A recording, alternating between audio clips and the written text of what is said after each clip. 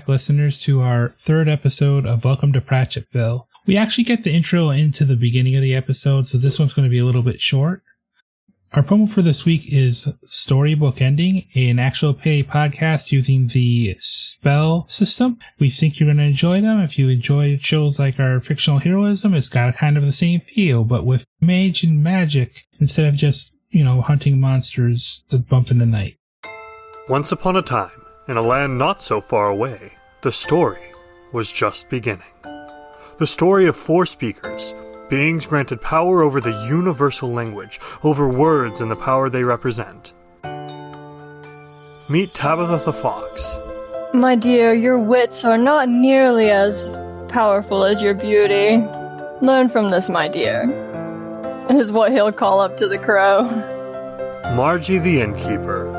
I think you might need some help. And I really mean that, nicely. I'm not trying to say that you're weird or anything. I think we're all a bit kooky in this town. Viola the Librarian. No, Edward, there are no ghosts in the library. We've been over this many times. There are no hauntings in this library. We're not built over a burial ground. No one died here. There are no ghosts in the library. And Orion the Newcomer. I want to give it a chance, even though it's not looking good. I've only spent the day in this town, and I'm sure it's better than where I came from anyways. As classic literature springs to life in the small town of Fox Jumps, these speakers must learn to tell their own story. Storybook Ending is an actual play podcast using Spell the RPG by Whimsy Machine Games. Find us bi-weekly on Wednesdays wherever you listen to podcasts.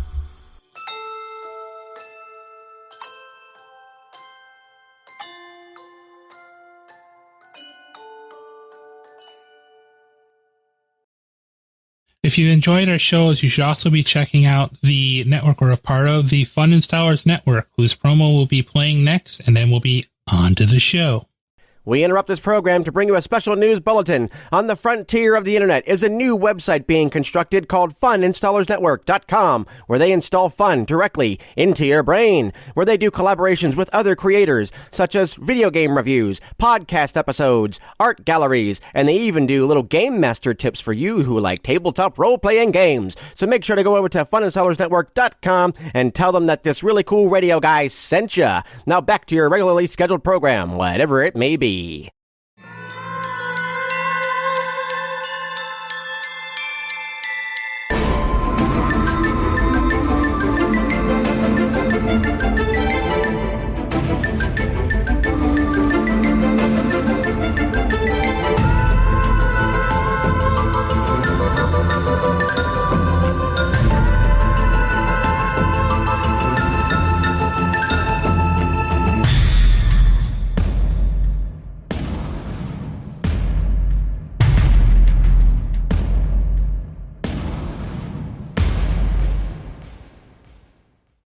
Greeting, listeners, and welcome back to, welcome to Pratchetville. We've got another cast member joining us as we heading back into the woods with Hazel and her new best imaginary friend, Essence. I think the nickname was Rosey, I believe. Yeah, Rosey. As they had just encountered a strangely attractive but creepy man with red hair, red eyes, calling himself Doom before being launched Wile E. Coyote into the woods as Rosey had channeled their connection to the chaos that was surrounding them and reshaped the woods in their advantage before Hazel took off further in the woods looking for her father with Rosey. Maybe we should get out of the spooky woods and not chase after the creepy man in the eldritch acting woods that was reshaping all around them. But before we get back to those two characters, hey Eli, say hi. Hi. What are you going to be playing in this fun little adventure we got going? I'm playing the Zeitgeist, a group of one person over many people. It's a hive mind.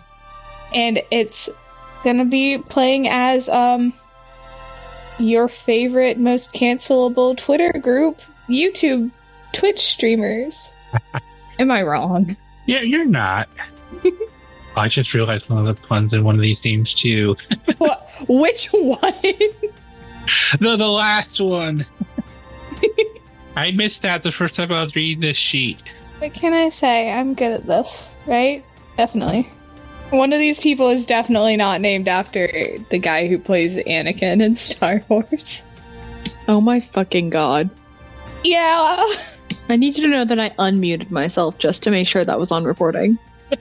I think to set the scene, it's been a few weeks after the strange dance fever that had infected Pratchetville. And there was reports of something being fought in the park. There were sketchy reports getting out due to the influence of the library. I'm sorry, Eli, I actually skipped ahead. Would you like to introduce each member of your Zeitgeist? Sure. So, I guess I'm just gonna introduce them, like, their name, their streamer name, and what they do, because that's all the personality they have right now. So, first of all, we have Hayden, whose screen name is Rockin' Cinnamon Roll. They, primarily like a comfort streamer. We have Lucas, whose screen name is Showdown. He, him, puns, Minecraft. That's basically it. He probably appeals to some middle schoolers somewhere. We have T, who goes by Tea and Spice online, they, them, and kind of a Wendigoon type thing, goes into the cryptids, the icebergs, the conspiracies, all the fun stuff. And then we have Cordy, aka Pat, he, they, and speedruns. Only speedruns. The Astral Spiff looking ass. Nice. So yeah, that's my guys. Going back on that, it's been a few weeks since the strange dance fever that infected Pratchetville. And I think after the events, things have gotten kind of weird for the gang, haven't they? Since they had to have been involved in the dance fighting, because how else did you get sucked into the Fae network that has helped your group become ever closer?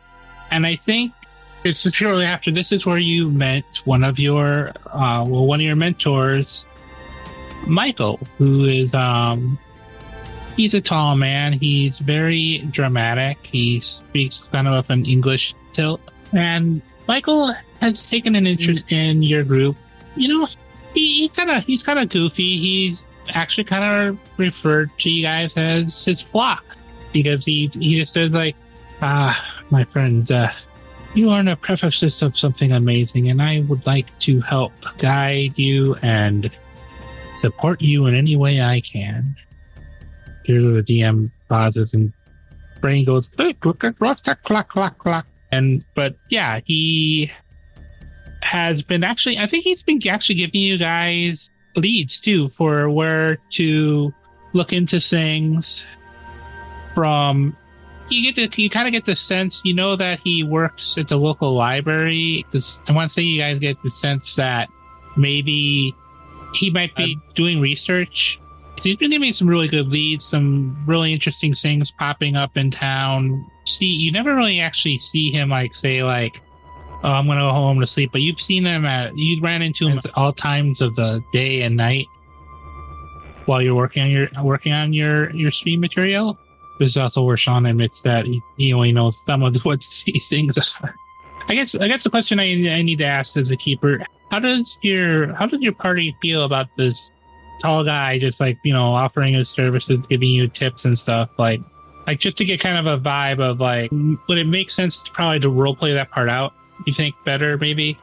I just realized I've been muted this entire time. I've been talking. Oh no. F in the chat. You asked how the group felt about him, and I was like, yeah, I kind of feel like they're kind of sussed out at first, and then you started talking halfway through, and I was like, oh no, hello, and then I actually looked at my mic and it's muted, so that was so fun. Sorry, it's all good. But yeah, basically, I think they're a little sussed out by him at first, but then he has to work to get them to trust him at all. But then once they trust him, it's yeah, we're not questioning shit. Yeah, I think that makes sense. I think he's a little goofy, but you can tell that he he's not just. I think it's a lot of where he does the work. He's like that kind of person. Like he's researched. You can tell he's watched your streams and he's putting you a lot of good directions. Yeah. Maybe even for Pat, maybe he even tracked down the most rare and bizarre thing you can for a speedrunner to try to speedrun, considering its difficulty. He may have tracked down an Atari 2600 and E.T. the Extraterrestrial, the hardest game ever made in any century for video game. Perfect. That's the ideal. Perfect. What a king. And I think he had brought up a lead for T that he had heard some rumors that there was some strange stuff going out in the woods that, without going into too much detail, he knew an associate who kept on having a strange impulse to go out into the woods. And in fact, he may have mentioned that he went in the woods a few days ago a week or so ago, and we haven't heard back from him, but he usually comes back. But it might be an interesting thing to look into, because it looks like the town has had a history of people disappearing into the woods. Perfect. So yeah, he drops that lead and he's like, all right guys, let's go. Gear up. Hiking trip. Nobody else is everybody else is just like, God fucking damn it, do we have to? In fact, I think that Michael has actually provided you guys the map too. So at least he knows from talking to his associate, whoever he works for just wants to keep an eye on him, just to make sure everything's all right. So he's been asking the person to map it out. So you actually have kind of a lead to okay, where in the woods have these people been attracted to, you know? Yeah. That's perfect. Love that, actually. And the part of the woods they go to, I think you can set up your van on the outside, but it's just the woods is heavy enough that a lot of people they when they go in camping, they park outside of the woods and they just kind of walk in, just because it's almost like a national park without actually being a national park. It just has a lot of local love that they're. Anytime anyone tries to think about taking out the town kind of comes down hard and votes against it. And I think as you're entering the woods, I think you start at the beginning of the woods, and when you're entering the woods, Yeah. I'm going to need a quick assess reality. Oh god, no. I have to roll dice in my game? Yes. I have to roll dice in this dice game? Oh, where's my assess reality? I also made a sheet on the thing at the very beginning. It has all the basic moves. I just copy-pasted over to make it easier. I saw that. That's really smart. Thank you. When I was playing with the other group, we kept on having to spend 5 or 10 minutes just looking up the rules. I decided, fuck it, I'm just going to copy-paste it in there. Assess reality is plus wits. Yep. Plus wits, I have a 1. That doesn't do much for me. That's a 5. Here's the thing. You're following the map, and then you guys are going into the woods. And then here's this thing. Nothing about the map matches up with what you're seeing. You literally see where it says there's supposed to be there's a section where there's supposed to be 2 clear paths, and you see 5. Oh, that's so fun. And I think as your characters turn around, the path you were just coming in is gone. Oh. There's just a wall of trees. Oh. What are you waiting for? Let's go. This isn't us yet. This is Eli. It's just separate. No, sorry. I'm here now. Sorry. Go on. Hazel just bursts out of the trees. What are you waiting for? Let's go. Okay. All right. Cool. This is fine. I think somebody in the group is going to be kind of riding over the map to figure out, marking down the paths as they change, if that makes sense. Okay, yeah, that makes sense. It's fine. I'm sure nothing bad will happen. It's the first game, right? It's fine. Yeah. Everything will be fine. Don't laugh like that. No, I'm gonna laugh. No! Sean knows better. Gotta find my... Someone actually told me I had cursed dice. How dare you? So, besides writing down on the map, is there anything that your characters do? Like, do any of them look down the 5 paths? So I think there's kind of like a moment of probably Hayden kind of being like, I'm gonna go down this path, and T grabbing them and being like, I will put you on a fucking leash, don't test me. So like they peek down the other path, but then I think they try and take the one that most closely matches the map. Okay, I think as you're walking down that path, let me roll something. Don't do that. Oh no. Oh no! We love to hear a GM say, oh no. I thought you liked me. I do. That tone doesn't seem like you do. Well, I mean, I'm a fan of your characters. I know. I'm just being a dramatic asshole. Don't worry. As you guys head down that path, you start to notice this forest go dark, as if the canopy above is starting to collect, as if it's becoming thicker, and it's kind of weird. I have this thick of a canopy, and as you guys are continuing, you start to hear growling from the trees. Oh no!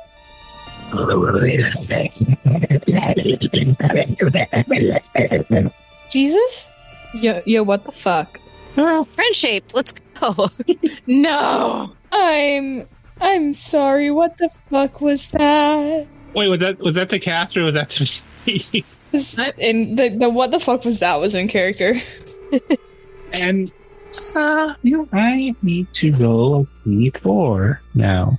Why? Well, there's a D4 that has 4 numbers and 4 zeitgeists. You don't need to roll anything. Don't worry about it. No, I have to roll a d4 because I have to determine who Dies. Oh, No, not dies, but Has anyone ever told you have a really good DM voice? Friendly reminder, Sean, just because sometimes it can affect the plot, each of the zeitgeist technically has 1 harm. Okay. And they fall unconscious upon taking 1 harm. I remember that. Okay. It's kind of funny because, as everyone's looking around, are they huddled or are they like circling each other? Yeah, I think kind of huddled up together. So I'm gonna give you the layout of these dumbasses. Lucas and Porty are both like kind of hovered over the map, and then Hayden and T are both like sticking really close by, but are kind of keeping a lookout on either side. Okay, that's perfect. Because it's funny. I rolled a 3, and T is the reason you guys are out here, as they feel something wet land on their shoulder. I'm sorry, what the fuck is touching me? And she can't make herself look. One of the others will look at whatever the fuck is touching her. There is a glob of shiny black ink on their shoulder and running down their shirt. We have been bendied, guys. Okay, so whichever one just looked at her just goes, dude, I think you inked. Yeah. Okay. Alright. So T is just going to like not freak out, but freak out a little bit, and it's just gonna be like, get it off of me right now. I'm quitting. I'm going home. I don't want this on me right now. And one of the others just kind of like wipes it off and just flings the goo onto the ground. Yeah. And well, here's this thing, because I rolled again. I think as they're cleaning this off, Lucas notices something wet fall from the trees, and another glob of this black ink falls onto the map. Oh shit. Okay. Yeah, we're going to be frantically trying to fix the map. Is it fixable? It's I would say it's globby enough that you could probably just wipe it off. There might be like a small a darkening, but it's not like pitch black ink stain. Okay. Bro's map got redacted. Okay, cool. And then you start to hear the growl again, and the growl of... It's the fucking buddies from Power Rangers over there. Jesus. And, Oh, come on. If you don't think that he puts Kamen Rider or Power Rangers in every game that he plays. Yeah, that's fair. Got another thing coming. Fair enough. I know you long enough, Sean. I know better. John? Or Sean. And I love you for it. I'm not saying anything bad about it. I love it. It is Sean. It's my favorite thing about you. Yeah, and do you want to roll another assess reality? Anything for you. Anything you would like from me. I rolled 2 1s. I'm changing the dice color. Again?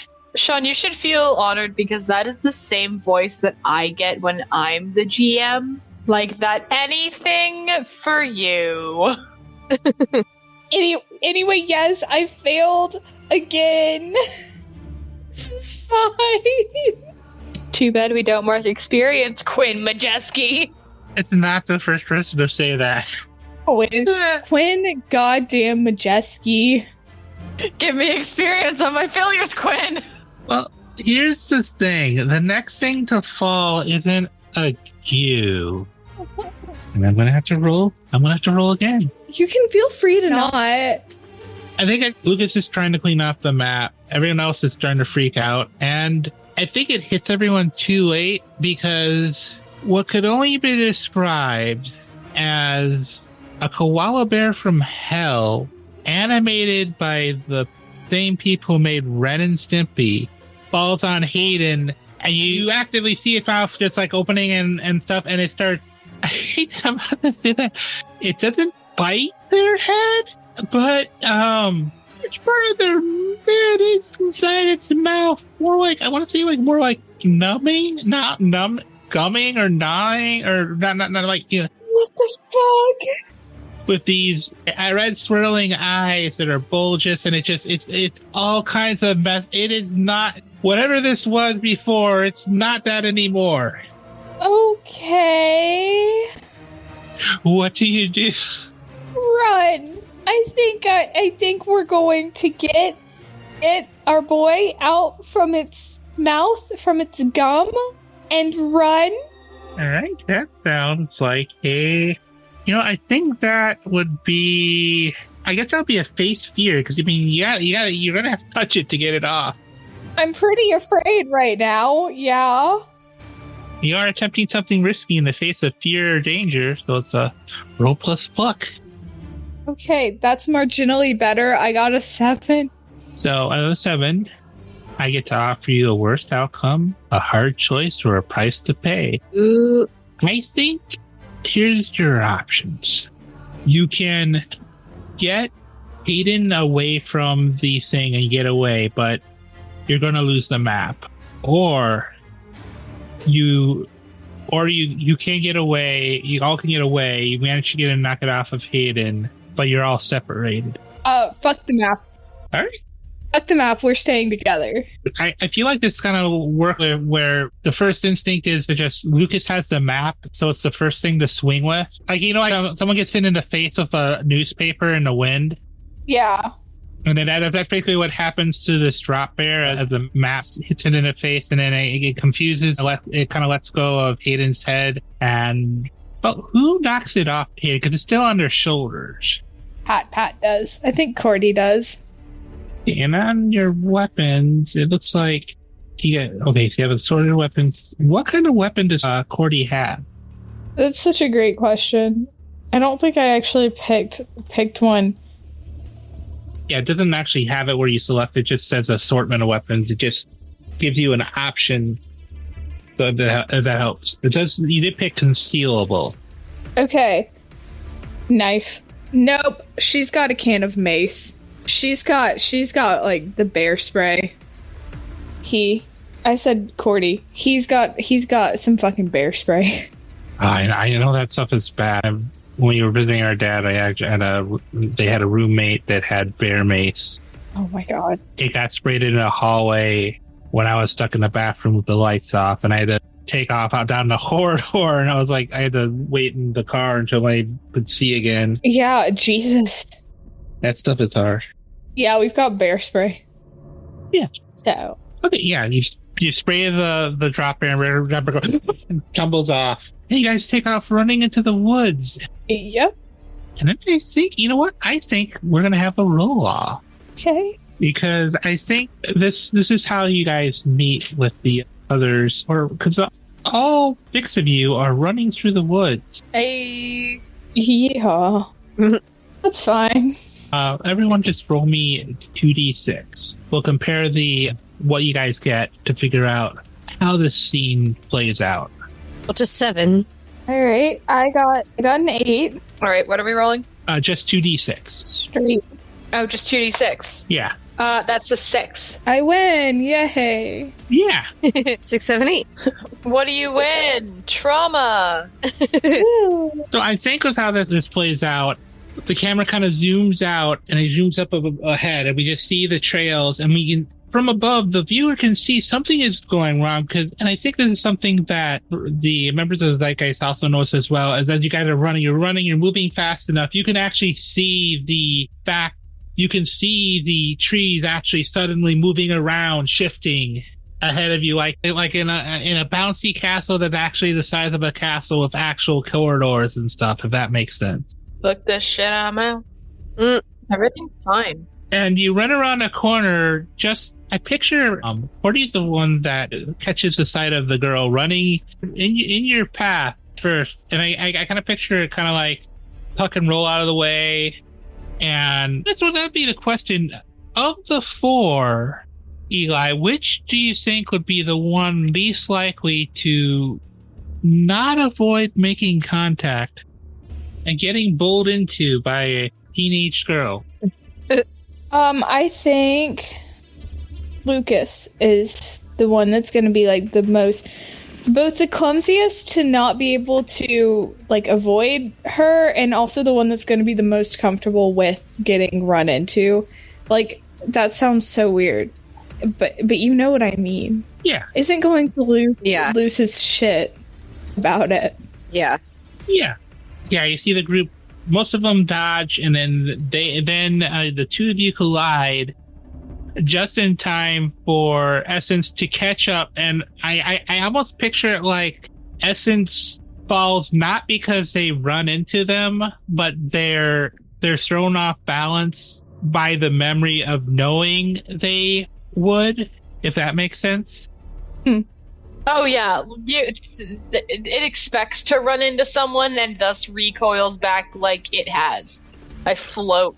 I think as you guys all collide and everything kind of slows down, the camera zooms out and it sees the area that you were in, where it was originally a tight space. Kind of the trees kind of move back, and then you're kind of in the middle of a clearing with several, I want to say about 5 exits again, all spread out. Ah! Hazel grabs her knee. Ow! Ah! Oh, fuck! Ah! Ow! Who the fuck are you? Who the fuck are you? Okay, that's coming from air, just for context. Yeah. Yeah, we haven't put that much together yet. Okay. We heard a voice and we're just like, who the fuck? The fuck? I asked you first. Yeah, who are you? Okay, who the fuck are you? Where the fuck are we? We're in the woods. I mean, I know woods, but these are some sketchy fucking woods. Yeah. No shit. We're gonna go find somebody. Alright, thank you, asshole. Oh god, do we still have to find that? I'm trying to convince her to come out of the woods with me, and she's very intent on investigating whatever is going on. You know, stranger danger. I don't really go with people I don't really know. Just saying. Just kidding. No, we're gonna go see if we can find someone. You just met me.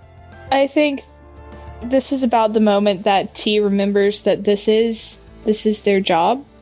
this is their job, and kind of starts taking the lead of like, oh, okay, trying to find somebody. Where are we trying to go?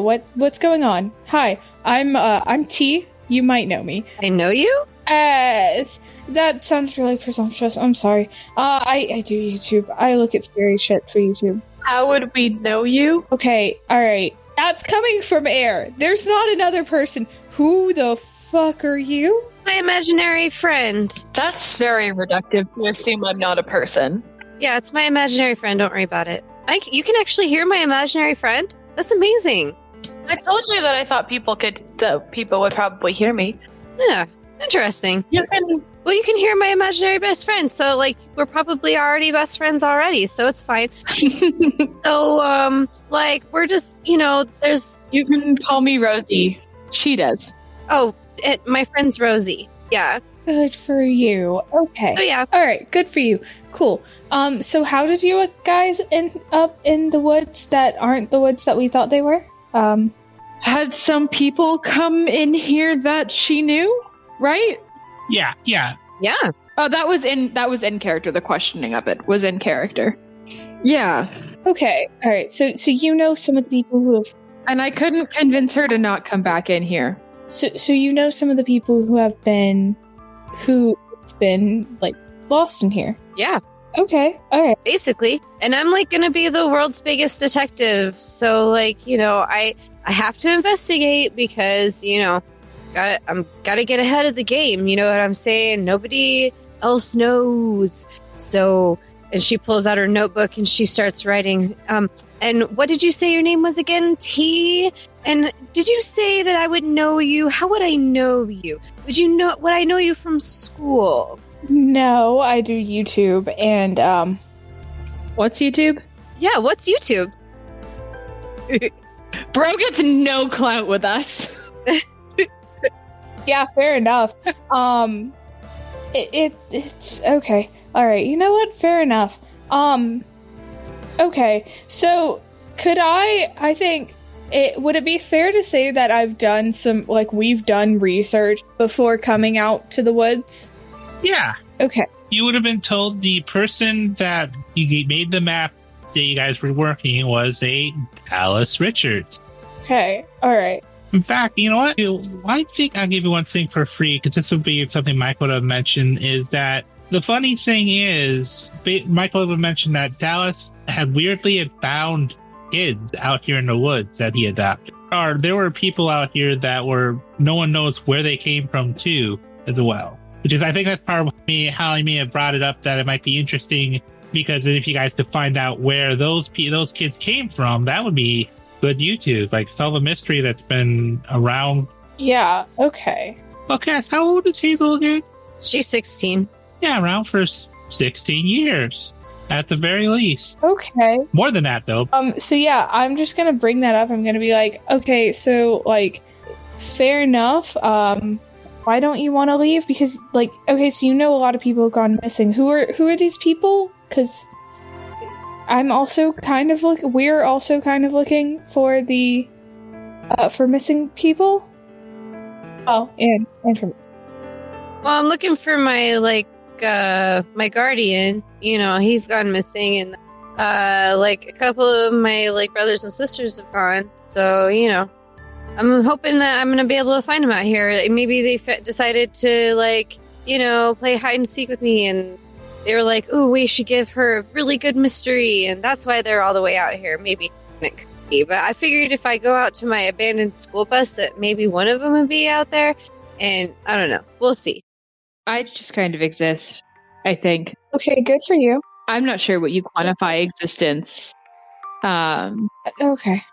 But I just kind of have thoughts and a voice, and that's about it. I threw a tree earlier. That was fun. Damn, hell yeah? Hell yeah. I don't really have any ties to anyone missing. So you're just kind of chilling out here. Do you mind? Well, I guess. Well, yeah. Well, I kind of feel like semi-responsible for this kid here now because I ran into her and she's worrying me. But that's been all of 10 minutes. So, You know what? Fair enough. She does seem like a very worrying individual. yeah, Okay. I'm standing right here. I know. But make you rethink some life choices? I don't know. I haven't hidden the fact that I'm very worried about you. Yeah, pretty much everybody is, but I'm used to that because I'm always getting my nose into trouble, so, You need help? But I always get the job done. No, I'm the world's best detective. You can't argue with results. Yeah. Okay. I mean, I always get the job done. Okay. All right. I always get my man, as they say, Uh-huh. And I think Hayden's gonna pipe up from the back just to try and get some kind of things on track. And it's at this moment I feel like we realize that we have lost the map. Just like, oh shit. What, did you have like a fifth person or something? No, worse, we had a map. It wasn't a good one, but it was something. You got a map? It did. Okay. Neat. It did exist. Okay, well, it's good. Okay. We got Why don't... attacked by a So did we. koala. Oh, no, we got attacked by a creepy lumberjack. Yeah, he was cool looking. You should have seen him. He had like this really big head, and he had like this really big axe, and he made like this really cool noise, and then she threw a tree at it. It was awesome. He made the trees... Well, I'm not really a she. I don't really know what. Did he have an axe? I am. I'm not really a she, but I don't know. Don't remember. I made it up. I'm 16, okay? But he did start moving the trees. And so then I was like, well, if he's moving trees, maybe I can move a tree. That's how I threw a tree. Yeah, it was cool. I mean, hell yeah. That's cool as shit. Okay. But just as far as the pronoun thing goes, this is more of an it situation. There's... Oh, sorry, Rosey. How about we call you... It's all good. I'm not really sure what's going on here. Oh. Is Rosey okay still, though? Oh, Rosie's fine. I think it's sweet that you gave me a nickname 5 seconds into meeting me. Okay. I try to give nicknames to my friends, and since you're my imaginary friend, I figured... I know. I didn't really know what you looked like, but I just saw color, so... That's adorable, and I love it even more now. And I'm saying that genuinely. Yeah. Although, squishy, feely stuff aside, why don't we go back to your house, all of us, and regroup? Or at least get to the bus if you still won't leave the woods. Because if they had a map and now they don't, they are lost. And we had a trail behind us and now we don't. So now we're also lost. And I don't think you know how to get to your bus from here. Because the trees move. It was just right over there. It probably was. She points to her right. With her thumb, just like points. It probably was. I don't have a lot of confidence that it still is. What are you trying to say? Somebody stole my bus? No. I'm saying... Somebody stole my bus? That is a new mystery. She starts scribbling down in her notebook. Yes. Solve the mystery of somebody who... I think moved would be a better term. I don't think it's stolen property. I think it's just, like, repositioned. I don't know. Or is anyone looking in the direction that Hazel pointed? Yes. Probably. Since I don't have eyes, I might be looking everywhere. Yeah, one of the group is... One of the hive mind is looking. This one's got 4 sets of eyes. Headlights appear in the darkness down that path. I don't like that. What? I don't like that either. But here's the thing. They narrow. I don't want that. Into... Or I don't really actually narrow... I mean, they don't narrow as headlights do. Like eyes? Yeah. And you start to hear like a clump. Clump. Hazel. Clump. Eyes. Clump. Hazel, we should run. Clump.